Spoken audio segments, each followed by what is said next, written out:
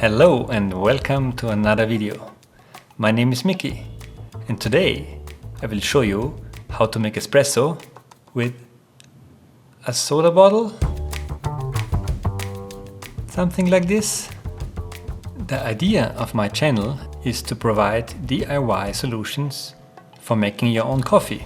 I want to present ways how you can make your own coffee, do all the experiments you want to do that usually would require a really expensive machine.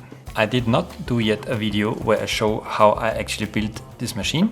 It is my latest version. If you would like to know, let me know in the comments. I'm happy to provide some instructions how to make it yourself. In my previous videos, you saw different methods of how I would create the 9-bar pressure necessary for espresso. I nowadays like to use more like 6 to 7 bars of pressure. I find it more consistent and actually giving better tasting results. But that's the good thing about something like this. You can just try it out yourself and find your sweet spot where you make your best coffee. And that's exactly what this is for. In my previous videos, I used, for one, CO2 cartridges to create the pressure. Either the small ones for making cream or the bigger cartridges that I used for Sodastream. What I don't like so much about CO2, especially the small cartridges, you can make maybe 4 or 5 espressi and then you have this waste. You have this metal piece that you can just throw to the garbage, right? In another video, you maybe saw that I used a hand pressure pump, a small electronic pump like this. It runs on battery, can produce up to 10.5 bar. So this is nice and it works quite well. One thing that is a little bit a disadvantage over the CO2 and this pressure method is that this has a piston-driven pump. So even though it's a very fast frequency, but the pressure is not built up very evenly. It basically has like a, as you can hear the pump, right? The pressure builds up in tiny steps, but it's not a fluid thing. So I thought, what will be the next way? Well, these bottles actually, when you buy them and you shake them and you put them in the back of your car in 50-degree hot sun, they actually get up to 5 to 6 bar pressure in the bottle. And if you do research, these bottles are tested and have to hold at least 10 bar of pressure for an extended time for safety reasons. Obviously, I'm not trying to make espresso with the soda and water inside that. I drink the soda, which it's made for. And instead of throwing the bottle, I modified it in a way so that I can put pressure into the bottle and keep it there and use that as my reservoir for high pressure. This is an empty soda bottle. I drilled a hole into the cap and attached one of my pneumatic pipe connectors. Link in the description below. Then I put this on my bottle. You might think, oh, this might be dangerous, or will this really not explode or whatever. I did tests.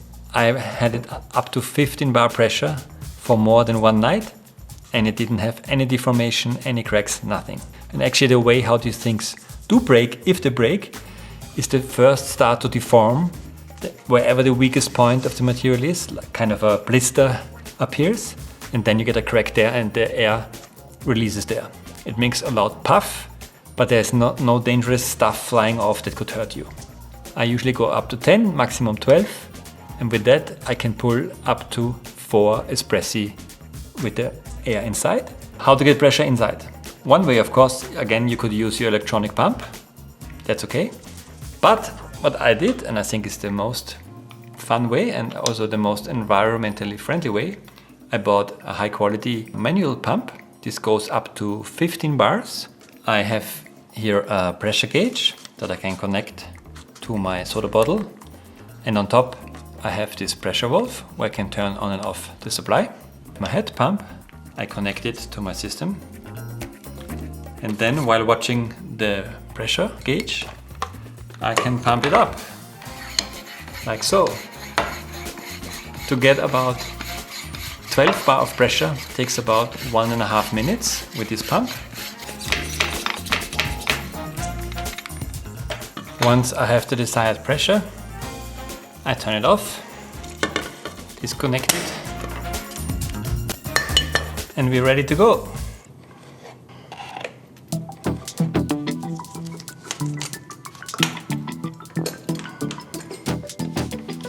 I have my ground coffee inside here. 16 grams. We'll put it into the basket. Shake it well, that's the latest trend. On top I like to use my distribution tool. I like to give it a tap, pop. Put it inside. 2 times according to length, that's the best. Shower screen, gasket. Lock it inside. All that is missing now is the hot water, and I will add 50 milliliter of water because I know that 12 milliliter will remain in the pack. That means 38 milliliter will be my output, and my input is 16 grams of coffee.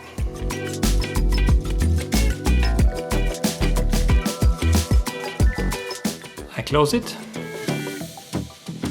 I put it inside. Connect it to the system. I get my high pressurized bottle, connect it to the input of my pressure valve, my regulator, turn it on. Now the pressure regulator has all the pressure, but it's still closed. The output I will connect to my system. Here we go, let's open and see what happens. So I will start with 2 bars of pre-infusion. And then I decide, okay, now I want the full thing.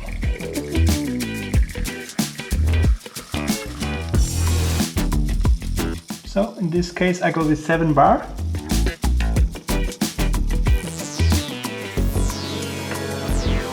I can turn it off. Once it's done, I pull my trigger and the whole system is without pressure. And my coffee is done. Isn't that amazing? And it was quiet, totally silent, no pump, nothing. Oh.